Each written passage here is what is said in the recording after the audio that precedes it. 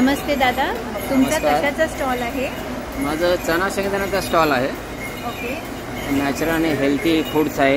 हां. त्याच्यात काही जास्त तेल तिखट प्रवासासाठी आपण तेल वगैरे वापरत नाही त्याच्यामध्ये. बरं. ते सगळं नॅचरल फूड आहे. शेंगदाणा चाट हे जो प्रकार आहे हां. तो आपल्याला फारसा खायला मिळत नाही, हां. तर त्याच्याबद्दल काय सांगाल? त्याच्याबद्दल आपण इथे ॲक्च्युली कुठे मिळत नाही, म्हणून आपण लोकांना एक चांगलं खाद्य द्यावं त्या हिशोबाने आपण हे चालू केलेलं आहे चना शेंगदाणा चाट. त्याच्यात आपण कांदा, टोमॅटो, काकडी आणि सीझन वाईज कैरी टाकतो आणि लोकांना फार आवडतं आणि एक हेल्दी फूड म्हणून लोक खातात त्याच्याबाबत.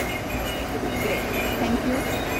नमस्ते, मी डॉक्टर दीपा पाटील आणि मला हा स्टॉल खूप चांगला वाटलेला आहे. याचं लोकेशन आपण शेअर करूच या, परंतु शेंगदाणे हे किती पौष्टिक आहे त्याचं आपल्याला सेपरेटली सांगण्याची गरज नाही.